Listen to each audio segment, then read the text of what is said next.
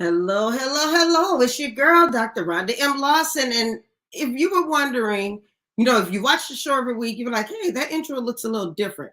We just needed to let you know that the Black History Month Literary Weekend is mere days away. And I'm so excited because I have my guest speaker on the line with me, Miss Tiffany L. Warren. Welcome to the show. Welcome to Horizons Author Lounge. Thank you, Dr. Rhonda. How you doing? I'm wonderful. How's it going? You've been a busy lady. I've just been Oh, seeing you all over social media, traveling and doing book club meetings. I'm like, this woman is doing it. I try to stay booked and busy. Nothing wrong with that, and I'm not mad at you. So, tell us a little bit about what you have been doing. What you see me doing, I've been actually helping to promote my sister friend's book, Rashonda Tate has a new book out called The Queen of Sugar Hill, a Yes. novel of Hattie McDaniel. So I've been helping with the promotion of that. But outside of that, I have been busy writing and producing movies and, just staying in the grind. I have a book coming out early next year. We're not quite sure of the title yet, but it's about Elizabeth Taylor Greenfield, Nice. the Black Swan. And so I've been working to get like my promotion plan together for that. And I'm also writing my next novel that's called A Wedding in Harlem about Yolande Du Bois, W.E.B. Du Bois's daughter. So I've really been on my literary grind of late and excited to share these historical stories with a whole new set of readers. That's amazing. I mean, I'm wondering how you have time to do it all. You know, I don't have time. I make time. There you Uh, go. as you know, I work full time for the federal government. I have 5 children, a husband. Although my children are adults now, I thought, when they left the nest to go to college, it would be, less time spent parenting. But it's actually the opposite. Mm, But so I am super busy, but I make time for writing. I have to prioritize that or it yes, wouldn't get done. absolutely. And you're so right about that because it's it's amazing because when you finish doing projects, like for instance, I was one of the sponsors for the Crew of Pyros Mardi Gras Ball back in January. So I was really busy with that. And then I've been busy with this Black History Month event that's coming up this weekend and editing one of my clients' books. And I'm like, okay, I'm going to be just about done with everything. I'm going to have time on my hands. And then I realized I have 3 other projects waiting for me as soon as this is over. And so it kind of never stops, especially when you're serious about what it is that you're doing. Absolutely. Absolutely. You have to, if you feel you're called to something or you're gifted at something, you have to lean into it and pursue the gift because that's what's going to make room for you in your career and in every part of every aspect of your life. So I absolutely lean into the busyness of it because it is feast or famine in this literary career. There are times when you're heavily working, and then there are times where you might have a dry spell. So when I'm busy, I lean into it. Amen. Amen to that. And you're right. You have to lean into it because if this is something that you're serious about, then you've got to make the time to do it. You can't treat it as a side hustle or just a hobby or something else to do. You've got to be serious about it and actually put real work in it each day. For sure. That this writing has never been a hobby for me. It may have not replaced my primary source of income yet, but it is certainly not a hobby. And I believe that when you treat the thing that you're gifted as or at as a priority, then you absolutely will start to see doors open and opportunities present themselves. But you have to be ready when they come. So Yes. that is the part of staying busy, even when it feels like nothing is happening, even when you're knocking on doors and you're getting rejections, you have to keep, you know, pressing forward because when they do open, you got to be ready. What is it that keeps you motivated? What keeps me motivated is really a zeal for storytelling. Like that is the thing that I know I'm supposed to be doing. And particularly now with telling these historical fiction stories, writing my novel about Elizabeth Taylor Greenfield, also known as the Black Swan, Mhm. was an amazing journey for me. First of all, because I had never heard of her. She had an amazing 3-octave voice. I call her the Beyonce of her time. She toured North America and even went to Great Britain to sing for Queen Victoria. And all of this happened before the Civil War. So Wow. this is a time period that the only stories that we are getting or that I've got my entire life is stories about, people who were enslaved, folks who were trying to, move off the plantation and escape. Those are the stories that I had as my frame of reference for that time period. I had no idea about the depth of free Black influencers even in Mm. that time period, and to learn about Elizabeth Taylor Greenfield and her journey to becoming a prima donna in her own right and opening concerts in New York City while there were people still enslaved on plantations was Mm. just mind-blowing to me. And so that is what keeps me going, being able to tell these stories, that there are stories, they're American history, but they belong to us, and we're the only ones who are going to tell them and to give them the gravity that they deserve. That is beautiful. And I think I heard a story actually in church this past Sunday. What our pastor has done is they give a Black History Month fact throughout the entire month of February. Mhm. And normally I'm like, oh yeah, I know about that person. But there was somebody who they presented this past Sunday. I was like, wow, I never heard about him. It made me want to do more research on him. And I believe that is what Black History Month is all about. Not to keep Yes, hearing about the same names over and over again, but to really embrace our history and to open our minds to some facts that we just didn't know. And let's face it, some people had better PR than others did.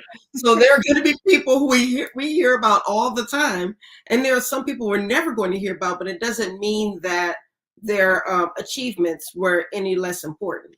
absolutely, absolutely. And Elizabeth Taylor Greenfield had such a triumphant story of being freed from her former mistress's plantation when she was a little girl. Her Mm. entire family moved to Liberia and they left her behind. Now, we don't know why she was left behind. It's not recorded in the historical facts about her.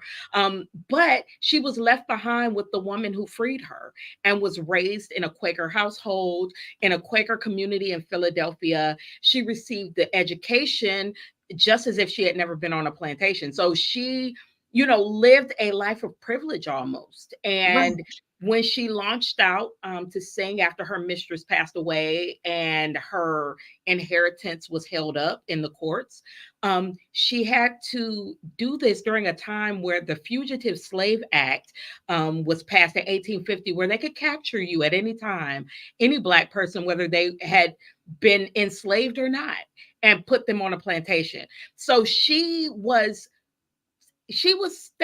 taking her um, career to the next level at a time when it was very perilous for her to do so. And so I do, go through some of that um, fear in her journey in my novel, but she absolutely triumphs at the end of it all. So I'm excited just to be able to bring this unsung hero, pun Yes. intended, because she was a singer, to life. So now you've gotten me excited. So when can we bite into this story? So I do not have the publication date as yet. It Okay. will be early 2025. The book is done. My publisher is super excited about it. And so I can't wait.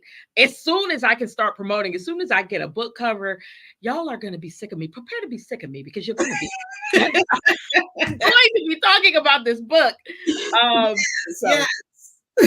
so So tell me, and I love asking this question to authors of historical fiction, because the wonderful thing about historical fiction is you learn so much. You take in so much information, and then you have to decide, what am I going to include in the book?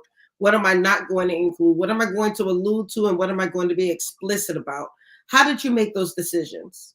So I actually am super glad that I chose Elizabeth Taylor Greenfield for my first foray into historical fiction, because she was alive during a time when the documentation and records were not good. So I have had very little facts about her.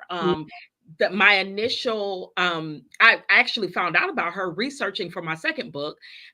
She her moniker, the Black Swan that she performed under, was used by W.E.B. Du Bois as the um, title of his record company. It was called Black Swan Records. And I was like, okay, so who's the Black Swan? So when I found out who she was, I started to try to dig around and find, information on her. And so it was very little. I found a booklet that had just um, imagine going to a concert and getting a program that like kind of tells the life of the person singing. That's what Yeah. I had. That's what I had to work from. And so that was good for me because I'm a great storyteller. So all I needed was a couple of nuggets to build the world around Elizabeth Taylor Greenfield. Um, you know, finding out with historical fiction the what, the where, the when, the who, those are all things that you can find in your research, but the joy of being a historical fiction author is that you get to come up with the why on your own. And so with Elizabeth, I was able to, in the booklet it says, for some reason she took off on an adventure over to Buffalo to begin her career. Nobody actually knows why she did that, why she got on that steamship and went from Philadelphia to Buffalo. No one knows the reason why, but I got to create that story and I got to fill out her world with an amazing group of friends and companions that helped her. And really, I touched on her friendship with Harriet Beecher Stowe, who's the writer of Uncle Yeah, Uncle Tom's Cabin. Yes, Uncle Tom's Cabin. So they had a very good friendship and connection that really saved Elizabeth at toward the end of her first tour. So all of these things, these little nuggets that I was able to find, there was a lot about Elizabeth Taylor Greenfield in the British newspapers when she did her tour. Just like how the British press is even today, they get all of the details. It's like a tabloid. That was exactly how it was back then too. The newspapers knew when Elizabeth got to Great Britain, like she was getting off the ship and it was in the newspaper. And so I was Wow. able to find all of those facts, just digging through historical records and historical newspapers to piece together her story. But creating the why was the fun part because she never married, she didn't have any children, but that didn't mean she didn't have lovers, and she certainly Right. does in my book. So, Okay. All right. Oh wow, that just sounds amazing. Does this mean that you're in historical fiction to stay? yeah, I think I am. Now, not to say that I don't have any other kinds of fiction because I have so much stuff on my computer between book ideas and movie ideas. I mean, there's some Yes. of everything on here. I feel like my husband and I had a conversation about if the house caught fire, what would be the one thing we would save? And we both said our laptops because there's a lot of stuff on my laptop like that is Yes. very pivotal in what I want to do next. So historical fiction for sure. I feel like I've found my niche as far as writing. So I definitely want to stay with historical fiction. But I also have a couple of science fiction novels that are sitting on my computer waiting to be What's science published. fiction? Oh yeah, I love sci-fi. Octavia E. Butler is my favorite author. Yes. And so I have a great love for science fiction. So you may see some of that from me in the future. Who knows? Who knows? That is awesome. I mean, it sounds like you've actually single-handedly taken your career to a different level. Absolutely. That's what I'm hoping. This is it's new. It's kind of it's interesting that I picked Elizabeth Taylor Greenfield because she was going on a journey of uncertainty. And it's a bit uncertain for me as well. I don't know what the reception will be to historical fiction overall. But I hope that my readers come on this journey with me. A couple of my writer friends who have read the book said, you know, it's historical fiction, but it still sounds like you. It is still a Tiffany That's L. a good Warren thing. novel. So I hope that my readers will find joy in this part of my journey. All right. I'm looking forward to it. I'm excited about it. I love reading historical fiction, and probably a couple books down the line I'll have an historical fiction because I have a story idea. I just need time to put it together, so it's going to take a little while.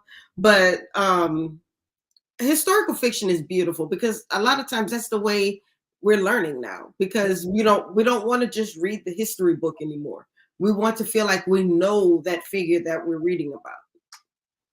And that is the joy of historical fiction, I Yeah. think. Like reading these stories and putting yourself there in the room with that person is it's a and I've been reading historical fiction since, you know, I was a little girl. And mid in the very beginning of my reading, like my library didn't have a lot of contemporary Black authors, but we had those writers from the Harlem Renaissance. Yes. And I just love reading about a time that I wasn't there, that I didn't get to experience. And I love reading that. And the best historical fiction writers make us really feel like we connected with that person's journey. And I Yes. hope to be Yes. able to do that. Absolutely. I love it. So, you're going to be a part of the Black History Month Literary Weekend. You're going to be the guest speaker at the 8th Annual Ivory and Cream Affair, and we are really happy to have you there. What are you going to be talking about? I'm going to be talking about our literary contributions through history, African Americans. And I'm going to particularly be talking about some of the writers of the Harlem Renaissance. And I'm going to be talking about what we're doing right now, how we're making history right now, Yeah, and why it's so important and why it's so critical that we tell our stories and our voice. And our voices, and just reiterating that our history is American history. And so it's not just for us, it's for all Americans. But so we celebrate Black history um, during the month of February, but our history is part of the fabric of this nation. absolutely. And I know a lot of people say that they don't like Black History Month. It's the shortest month of the year, and they'll say, we only care about our history once a year. I think this is the month that we celebrate it. But as you said, our history is a part of American history. We can't separate it and make it something totally separate. It's all intertwined together because one can't happen without the other. So I'm Absolutely. really glad that you're touching on that point. And I really want to be able to show that even though our history in this nation has been, you know, fraught with oppression and definitely down times, we've also been triumphant. We've also been able to maintain our joy as Black people, even through the midst of the trials and tribulations that we have gone through. And being able to have historical fiction that it is true to the stories that we went through, but also not so sad. You know, we Right. want to be Not a uplifted with everything things. is not a tragedy story. Correct. We want to be uplifted. We want to feel, especially when we're reading fiction, we want that to uplift us somewhat. And so I am happy to be able to present some stories that are, you know, not as tragic. I Yes. I want to be able to show um, that all of us weren't always struggling. There was joy, and I want to be able to show the joy in my books. And there are many historical fiction novels that are doing just that. They are showing an accurate balance of, yes, there were horrors, and those cannot be ignored, but there Mm. was also joy, and that should not be ignored. I, I I love that, and I think that still goes to show now. I think sometimes I remember when my daughter was in college, she went to an HBCU, and she said that there were times where she didn't feel black enough because she didn't have the same struggle as some of the other students did. They would talk about how they were pulled over by the police, or how they had to struggle for this, or how they had to do that. She didn't live that way. She didn't have that life. And some people would say that she's not really black because she didn't experience that. But I think that we have to embrace all facets of our culture and our history. And we have to embrace the fact that not everybody is going to have a sad story. It doesn't make them any less than who they are. And so that was what I had to tell her. Like, no, you are very much a black woman. Yeah, you may not have had the same experience as somebody else, but it doesn't mean that it makes you less black than anybody else. And we're all connected, right? We're connected with our stories. And even if we haven't experienced it ourselves, you know, we know that at any moment it could be our turn. Right. So you have to hear the struggles. You have to know that they exist. You can't, live life being unaware. But, Absolutely.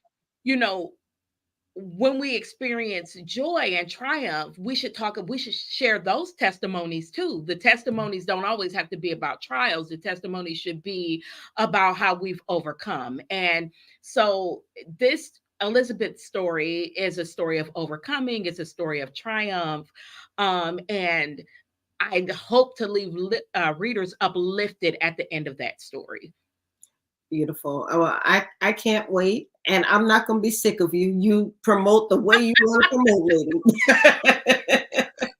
Now, we do have a few minutes left. And you did mention at the top of the show that you were working on more movie projects. And I told you, as we were waiting for the show to begin, that I really loved Favorite Son Christmas. I love Christmas movies anyway. And I really love Black Christmas movies. But Me this too. movie, I just enjoyed it. I love the singing in it. I love the storyline. I was telling everybody, you've got to watch this movie. You've got to watch this movie. So Yay! And it's still playing on BET Plus, yes, y'all. it So is. even Yes, though it it's not Christmas, go enjoy. is. So for Um, those of you who don't know, Tiffany actually wrote a book called The Favorite Son. And this past Christmas, or this past holiday season, I should say, she was one of the executive producers on Favorite Son Christmas. yes. And this was not your first movie, if I'm not mistaken. So actually, the first movie was Favorite Son. It was the first adaptation from the Favorite Son novel, and it was about two brothers who attended a mega church under their domineering father, and were trying to pursue a music career. And their father wanted them to do something different. I enjoyed doing that movie so much. The first one starred Jonathan McReynolds, and Rotimi Soraya, Lauren Lott, Anthony Evans Jr. It was an amazing film. I really enjoyed doing that. Robin Givens directed it, and oh my gosh, she's so talented. That's Um, wonderful. and You have then, an all-star cast. yes, it was an all-star cast. I feel so blessed that that was my first movie, because now I can only go up. Like, I can't go backwards. And I've been blessed really to have fallen into, you know, like I said, God opens doors and you have to be ready to walk through them. The second movie was The Sound of Christmas, and that was based on The Replacement Wife. So Yes, that came out last Christmas, or the Christmas before last, so I saw that one too. 2022. The Sound of Christmas was adapted and directed by my friend Booker T. Madison. And it's really an urban retelling of The Sound of Music. Yes. So if and it's also still up on BET Plus, so give that a look. That it starred R&B superstar Neo, Soraya, and Drea Michelle, who I think she was on Basketball Wives. Yeah, So basketball. she played the villain in the movie, and she was so good. So it's I love that movie. It was so fun. Tashina Arnold's daughter starred as one of the children, and Oh, I it's did not realize that was her daughter. yes, That's awesome. Elijah Kai is her name on social media, but she was oh my God, that girl has a huge future ahead of her. And then we did Favorite Son Christmas. Because of scheduling, we couldn't get our two main characters back, but they brought in Tank and Daryl Walls to play the They did, brothers. yes, they did Oh, that. they did that. They did that. And Anthony Evans Jr. did all the music, and the Look, music I'm not was even look. I'm not even going to tell you that I kept running it back so I could hear that opening number. oh my goodness, I love. right?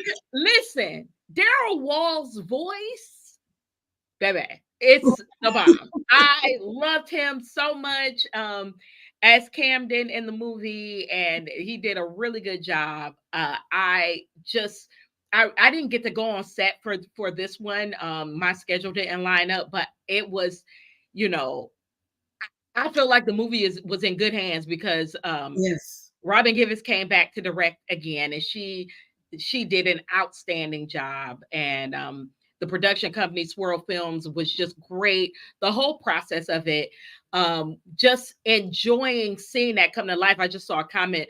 I'm not ignoring these comments that go across, but I can't walk and chew gum at the same time. So I will forget what I'm saying if I try to read what's on the screen. But somebody said something about getting the books turned Yes. into It films said as a when your goal. books are adapted into Yeah, movies, goals. that it certainly was a goal for me, and I hope that more of that is in my future. I have worked on adaptations for some other of my faith-based books. I got pitch decks galore on my computer, so I'm ready. Come on, producers, come on, follow me on social media, reach out. That's a great transition into my last question because unfortunately we're at the end of the half hour. But Absolutely. what is your advice? Because there are a number of authors who are watching this show tonight. What is your advice to them who would love to be able to turn their movies into stage plays? I've turned my books into stage plays and I produce them myself. Mhm. But if you want to go to to a different level and turn them into movies, what is that piece of advice that you would give them? My piece of advice is to lean into your writing gift, because if the story is good, they're going to come to you.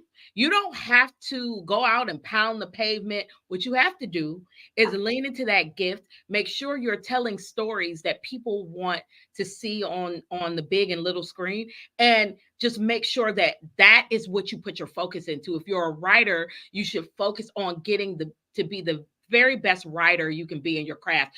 I do recommend that if you are a writer of novels and you want to get into filmmaking, to learn how to write a screenplay. Like that is one of the most important things that I've picked up over the course of this, is learning how to write my own screenplays and to pitch my own work with treatments and whatnot. But you don't need to learn that first. What you need to do is write a good story. Come on. See, I wish we could talk to you a little bit longer, but we are going to see you this weekend at the Black Absolutely. History Month Literary Weekend, the Ivory and Cream Affair Jazz Brunch. If you have not gotten your tickets, look, tickets are still selling. Yes, I, come on, get your tickets. yes, I sold 3 more tickets today, and there's still more to come. So, you're going to have a wonderful audience. I'm going to tell you that, a very diverse audience. Royce, who is our next guest, said he's looking forward to meeting you in person. So, if you have not gotten your ticket, now is the time to get your ticket.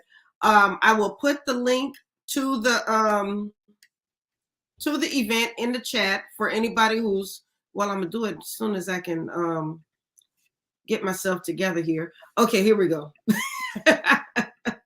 Okay, so here is the link to the event. Just go. It's the Black History Month Literary Weekend 2024. Go ahead and get your tickets.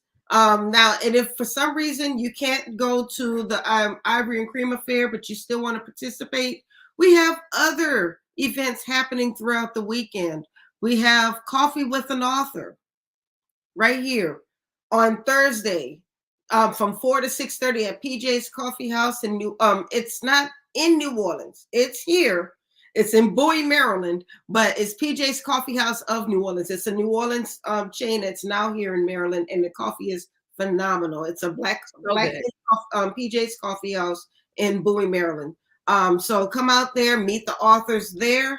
If for some reason you can't make the Thursday event, I'm about to show you the wrong thing. Now you can go to the Barnes and Noble bookstore in Bowie Town Center. That is taking place on Friday, February 23rd. We're going to have a chat and sign.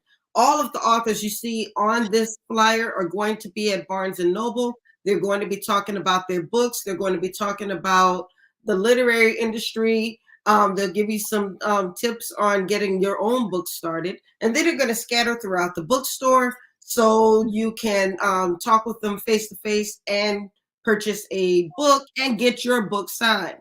So we want to see you there on Friday, February 23rd. And then the Ivory and Cream Affair Jazz Brunch is going to be Saturday the 24th, and that is where you will meet this lovely lady, Tiffany Warren. We will also have a fashion show. We will have essay contest winners. We will have live music. You have not seen a brunch like this, and so we want you there. This is going to be a beautiful event. It's all about promoting literacy. It's about encouraging our youth, and we want to see you there. So that is all we have for right now. All right. I will see you on Saturday. I'm so excited. And I'm excited too. Thank you so much once again for being a part of this event. I'm looking forward to seeing you this weekend. All right. Thank you. Bye. Have a wonderful evening. You too. Bye bye. All right. So that is Miss Tiffany Warren. She is going to be our guest speaker at the Ivory and Cream Affair. Now, as we are preparing to bring on our next guest, I'm going to show you just a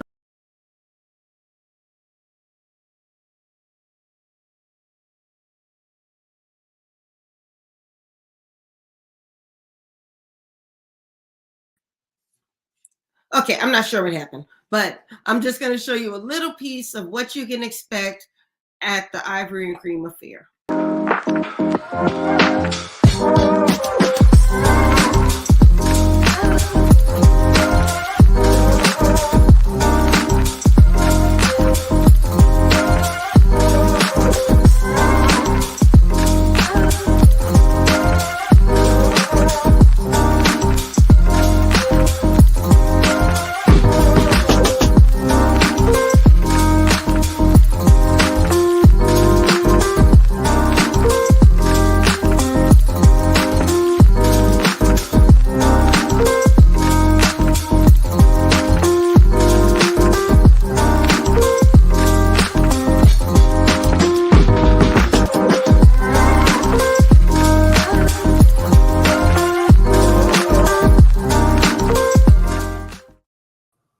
I love that video.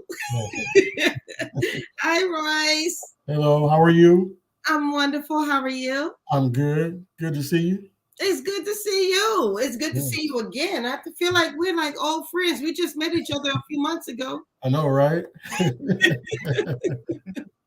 So what do you have going on these days? Oh my God, I've been busy taking pictures. I'm still writing. I'm working on a new book.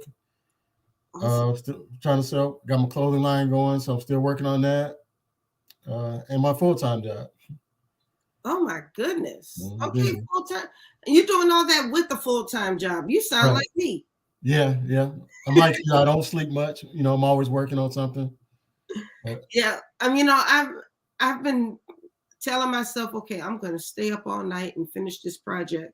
But it doesn't seem to always happen. So what I have to do is wake up about 5:30 in the morning and just start writing until it's time to log in to work. It's a good thing that I'm a teleworker, because I usually have to write until it's time to log in. Right. I've learned to, if I don't do nothing but write at least one line a day or two lines or whatever, Yes. write something every day. I tell people that all the time because I think sometimes as authors, we think that we failed if we're not writing 10 pages a day. Yeah. And there's nothing wrong with setting goals for yourself. And maybe you set the goal of writing 10 pages a day. But even if you only get 2 pages done, you have done something Right. to work toward completing your project. If you keep putting it off until you have time to write 10 pages, you won't get it done. Never get it done. Especially, when you're busy like I am, you got so many other things going. Like today, I got to edit all these pictures, so I didn't really have time to write yet. But before I go to sleep, I will write something, at least, jot down some notes on my phone or something. Absolutely. There you go. And that's the other thing is that research is a part of the writing process. Yeah. Even if you didn't write anything that day, if you did some research toward the project that you're working on, that helps you because that's giving you the content that you need to write later. Right. I try to do something to just keep the creative juices flowing. Every day it's something new. So, you learn something new wherever you go. So just try to take stuff in and live in the moment. Absolutely. Absolutely. So tell me about your current book. The current book that I'm writing now, or the one that's out? Well, no, the one that's out. The one that's out is Hidden Feelings Revealed. Is There More?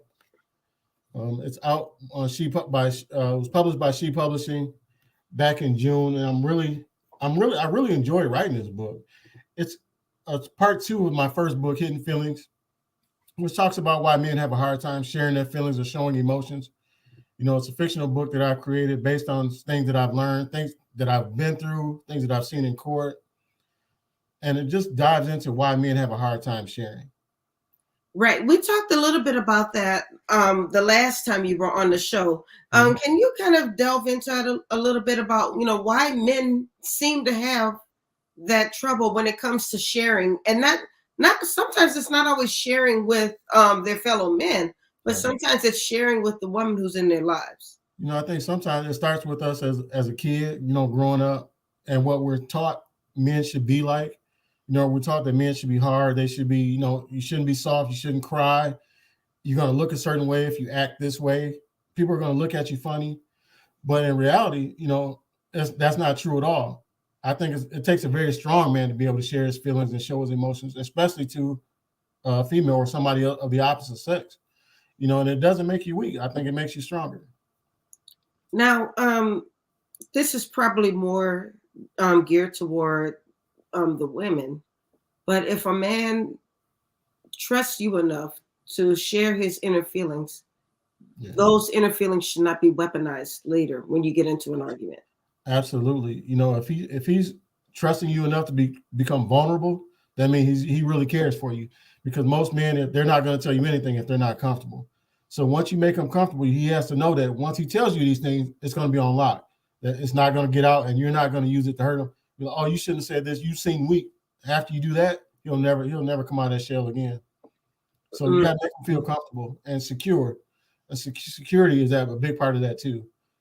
Of if you want the man to share. Absolutely. Now, how do you start to build up that trust so you can share? Because and I've been in that position where I feel like I'm being as open and transparent as transparent as I can with this, and not my current man, because you'll meet Dedrick, he's the bomb, and I can be very vulnerable with him. But in the past where I felt like I was being very vulnerable, I was being trustworthy, and he still wasn't opening up to me. I guess this is a twofold question. One, how can you tell a woman to just stay patient until he opens up to you when she feels like she's doing all she can for him to be able to open up to her? And then on the male part, how do men start to build up that trust? What are some things they should be looking for that will help them to realize, okay, I can trust this woman with my feelings? I think they have to for women, I think you got to take baby steps. It's going to take a period of time depending on how hurt he's been in the past. So when you find him, that vulnerable moment where he seems like he might want to share something, don't push it so much. Maybe kind of work your way into it. If he backs off, then back off. But then maybe you can come back to it later. But you got to take steps with it. And it's going to just take time. Like I said, depending on how hurt he's been in the past. And for men, again, it's a slow process, and it's something that for me it took years for me. So I'm grateful for my wife that she stayed patient enough with me and allowed me. So when she saw like when a death occurs, That's the Zeta way, by the way. absolutely, that finer womanhood. But when I've had death in my family, she didn't really try to pull anything out of me. If I gave her a little bit, she took it and she dealt with it, and just make the more things happen, the more disappointments come, because life is going to happen. You're going to find some disappointments, and then you be there for those moments, and however show up, however he needs to be, and give him the chance to be transparent or vulnerable. And I think that's how it's like I said, slow process, but unfortunately, that's the way we are. Yeah, it is. It is. But and sometimes you can't really blame people for not wanting to open up. Even women sometimes don't want to open up because they don't want it to be weaponized. Right. They don't want anybody to use certain things against them, or maybe even use it as a way to manipulate them more. So sometimes they just stay quiet. Right. I think. Yes, Mark. I had to plug the sorority in this. That's family. We got it. That's how we roll. But for me, I think the more I share with her, and I seen how she wasn't going to use it against me, the more I felt comfortable opening up to her. And now we can sit and talk about anything. Before, conversations were hard because a lot of times I didn't want to deal with the hard stuff. Yes. I only wanted to deal with the surface stuff. But the more I found that I could say whatever I wanted to and say it in a manner to where she would understand it and then not hurt me with it, then things became a lot smoother, and it became a lot easier to have those harder conversations. Amen. Amen. So what are you working on now? You have something, you say you're working on your next book. Yeah, I'm working on another book. It's called A Rose on the Concrete Court. It's about these two twin brothers who play basketball. I think you told me about that book. Yeah, they grew up in the same house. A lot of times, I got siblings. I got two other siblings, a brother and a sister. And we all grew up in the same house, but we all take different paths. Mm-hmm. And so like me and my brother, for instance, we took two different paths, but now we're back on the same path, going the same direction. But it was just struck me as how we have both got the same values. Our parents taught us exactly the same, but it's just how we just take our own paths. And that's what this next book is going to talk about. And then at the end of the book, they come back together and kind of work things out. Okay, so when do you expect that book to be published? And is that also going to be under She Publishing? Oh, yeah, definitely going to be under She Publishing. And later in 2024, I hope. I'm thinking around August, September. I'm almost done with it. I'm about 3/4 with it done. But I know, it's a process of getting everything together, the cover. I even got ideas for the cover. But I'm sure she is going to just knock it out the park when I tell them what I'm looking for. I know it takes time for the editing process. So I'm in no rush to get it done because I still have Hidden Feelings Revealed that I have to share with the world. And I hope they take the time to read it because this book is very helpful, along with the other books that I've written. And which is the reason why I'm writing in the first place, is just because I want to take my experiences and give it to the world and let them learn from the things that I've seen and heard.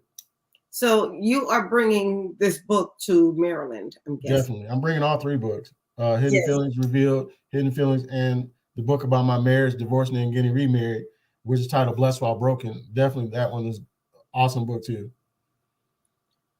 Wow. So, okay. So you're bringing 3 books. Yes. And you're going to be here Thursday, Friday, and Saturday, correct? Yes. And I'll leave Sunday morning, I believe. Oh, I was about to invite you to church, man. I wish I could. I don't know. We might have to work something out. I go to early morning church. Okay. Yeah, my church starts at 8:00 in the morning. That might be doable then. See? All right. Well, I'm gonna hold you to that because your hotel is gonna be right down the street from the house. Okay. Yeah. Well, actually, last year the hotel was down the street from the house. I don't know. I guess I have a talent for choosing the hotel. But no, I'm excited about having you guys here. This is going to be your first time being a part of the Black History Month Literary Weekend. Mm-hmm. But the weekend is like family. We kind of hang out together. Right. We're having fun together. We're laughing together. And we're promoting our books together, and we are youth at the same time. Good. So there's going to be so much going on, and I was really excited that this year that, and I believe this may be the first time this has ever happened, but both of my essay contest winners were young men.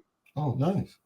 Yeah, the 8th grader and the 9th grader. So I noticed that a lot of people were happy about that, calling them young kings. And I'm telling you, these young boys, they're serious about what they do. The judges, I didn't even judge the essays. Okay.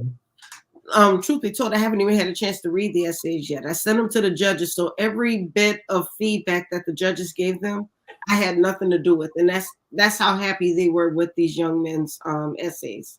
Nice. So I believe that this will be right up your alley to talk with them. Oh yeah, definitely. It's just good to see some positive things happen with young black men, other than what we see basketball players or football players, athletes. Good to see the other side of these scholars. Yes, these guys taking time out to write. Absolutely. So and believe it or not, just between me and you, one of them is a Sigma Beta.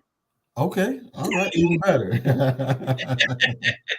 Even better. Yeah. So yeah, look, Mark said he was impressed by the young boys winning. So, like I said, I want to say this was the very first time that both the 8th grader and the 9th grader were boys. I was happy to see that. I mean, I love what my girls win, but I think we're almost to the point where we're expecting our young girls to do well, and we don't always expect the same excellence from our boys. So when we see our boys doing great things, I think they should be celebrated. Absolutely, I totally believe in that. So, so now you said the book is coming out. When do you think the book will be released? I'm thinking late 2024, maybe around August, September. Okay, that's not that far away. No, like I said, I'm almost done. I'm probably about 3/4 of the way done. Okay. Okay, that's not bad. You're gonna have to come back on the show and promote the book again. Anytime I can get a chance to be on your show, I would love to. I'm so happy to be able to come to DC. I didn't think I was going to be able to do it at first, but I'm glad things worked out. Awesome. I'm looking forward to it. You said my Sora's not going to be able to come, huh? No, she's coming with me. Yay! Yeah. I don't like to. We don't do too many things apart. Everything, she's involved in everything I do, from even the photography to the clothing to the books, everything. She's a part of all of it. So it wouldn't be right if I came out there without her. Absolutely. Well, I'm looking forward to meeting her too, and everything you just said, I believe it because I've seen you two work together. When we met each other in Houston at the National Black Book Festival, I could see that about you. You two were a team. She's helping you to promote the books. She's sitting at the table with you. It wasn't like she was like, okay, I'm going to hang out in Houston and have brunch while you work. It wasn't like that. You two were a team and you were a unit. And I think that was the great thing about you. Once we decided to get remarried, and that was one of the things that we put as kind of our structure for our relationship, that we would do everything together as a team. And there's going to be times where we can't be in the same place at the same time, but if it's the opportunity is there, we're going to take advantage of it because we're creating new firsts, even with us going to DC together for the first time. So neither one of you have been here before? Not together. Oh. I came out there for a 100-year celebration, and then and then she had a friend that lives out in DC, so she went out there to visit her friend, but we've never been to DC together. Okay. I'm gonna have to plan something else special for y'all. Okay. We love that.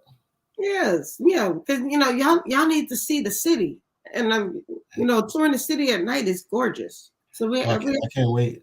Yeah, we're gonna have to do something. What's the weather like? It's cold. Okay. It's not freezing, believe it or not. I mean, in the mornings, like when you guys get up in the mornings to go to like the school event, it'll be a little chilly. Okay. But today, all I had on was a sweatsuit. I had on a hoodie and some sweatpants, and when I got out of my car, I didn't even put my jacket on. Okay, so about the same as here. Yeah. Well, where are you again? Rockford, Illinois. Okay, it's probably colder there than it is here. It was about 50 today. Oh, that's not that bad. It wasn't too bad at all. Let me see. What's the temperature here right now? I'm about to tell you.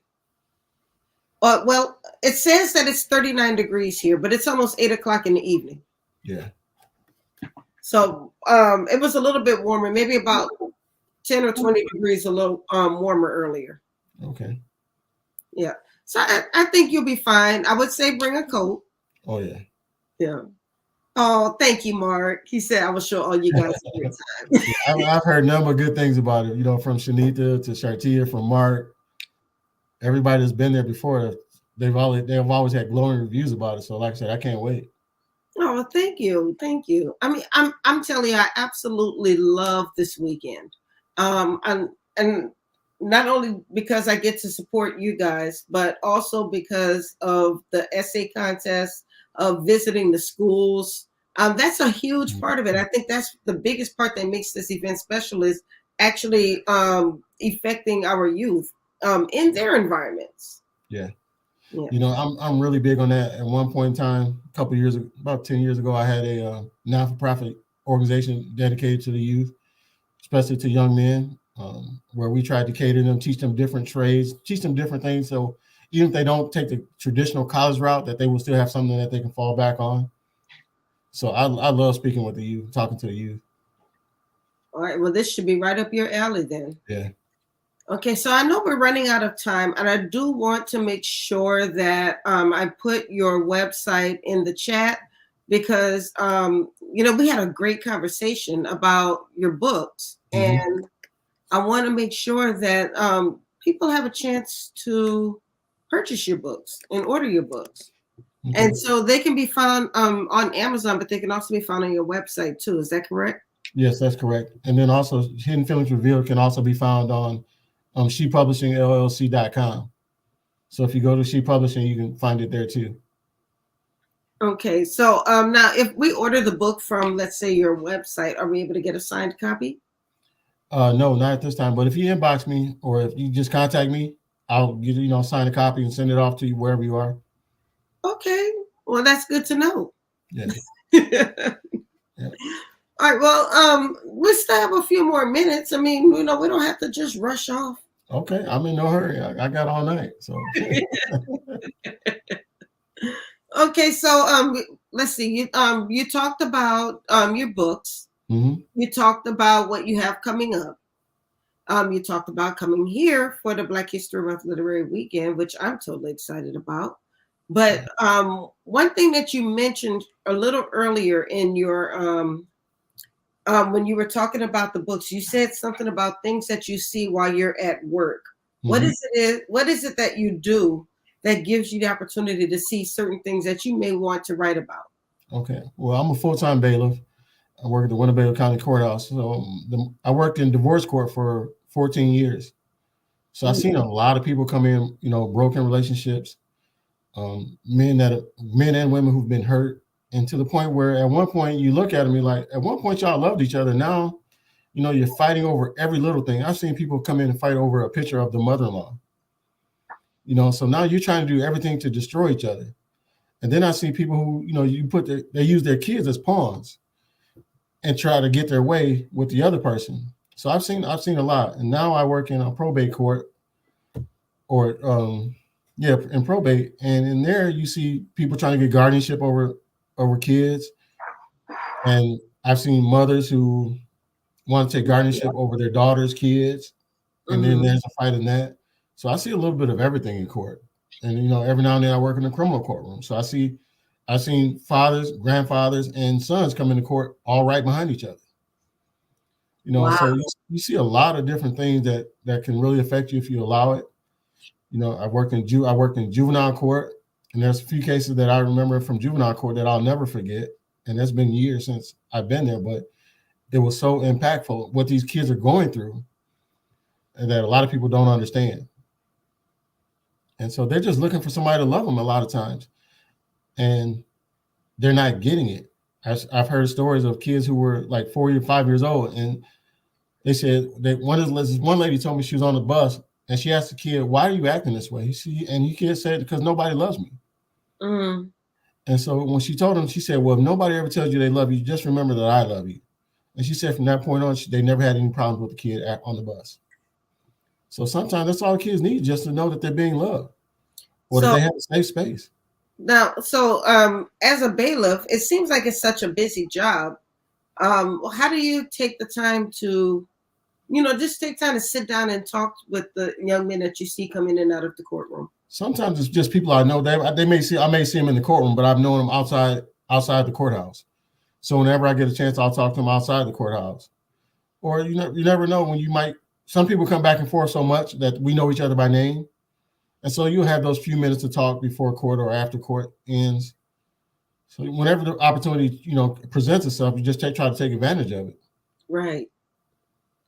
Mm-mm-mm. Well, I mean, it's a sad state of affairs, and it really struck me when you said that you've seen young men come into the courtroom, followed by their fathers, followed by their grandfathers. So Mhm. it's almost a legacy Yeah, of going in and out of the courtroom. it's a cycle that I don't know if they don't realize it that they're following this pattern of what they saw from what dad did, what his dad did, so they just follow suit. Sometimes they're just a victim of circumstances or the area that they live in. Economics play a big part of that. So it's a sad state of affairs, but hopefully we can, if we keep doing these things that we're doing now, that we can change kid one person at a time. I figure if we can change the family, change one kid in the family, that may affect his lineage for the rest of his life and may break that cycle. This is why it is so important that you share your story this weekend, because you are going to be able to directly impact students. They're going to be able to hear everything that you have to say, and you never know whose life you could change. Right. My goal is always to try to affect one life at a time. Yes. By one encounter. And you never know, that one person may change 30, 40 people, but it's all because you sat down and took the time to have a conversation with a young man or young woman, and you never know where it can go lead. Absolutely. Well, Royce, thank you so much for joining me tonight. And thank you for being a part of the Black History Month Literary Weekend. I look forward to seeing you. I need to get your your flight information. I sent you a text. Did you? Oh, okay. Yeah. I will check for my text. Yes. But I'm looking forward to seeing you this weekend. This is going to be an amazing weekend. I don't know if you heard, but I was talking with Tiffany earlier. Oh, yeah. There are tickets still being sold. I thought we'd be done, but still buying tickets. Right. So congratulations to you, and thank you for having me again. Oh, thank you. I'm looking forward to it. I'm excited. Mark's gonna be mad because he's not part of this weekend, but next weekend. And I'm gonna have some really awesome announcements coming up for next year and the year after. So you guys have to stay tuned so you can find out what those. Oh yeah, definitely. I try to watch the show anytime I get a chance to. Oh, thank you so much. You're welcome. All right. Well, God bless you. Once again, thank you, and I will see you in a few days. All right. See you later. All right. Take care. Bye. All right. That was Royce Dixon Sr. And yes, Mark, you'll be okay. That's all right. We will see you next year. But that was Royce Dixon Sr. He will be one of 10 featured authors at the Black History Month Literary Weekend, and we really hope to see you guys there. I did put the link to the event in the chat, and is now on the screen. For those of you who want to get more information about it, we would love to see you there. It's going to be something that you just won't easily forget. So that does it. This is the last show promoting the Black History Month Literary Weekend. I'm going to show you guys the video. And then next week we are taking a little break, and then we'll be right back on March 1st. Excuse me, on the first Monday of March. We'll be starting fresh again with all new authors. So I want to see you guys there. Thank you for continuing to support the show.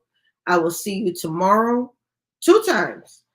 First, see you on DCW 50 at 10 a.m. If you're here in the DMV, we want to see you guys there. I'm going to be talking about the Black History Month Literary Weekend, and I'm going to see you guys there so I can talk more about it so you can get your tickets. Also, I'll be on the National Black Book Festival's Black Authors Matter TV tomorrow night. That will start at 7 p.m. Central Time, 8 p.m. Eastern Time. So I want to see you there as well. So for now, that's it. God bless you. Thank you so much.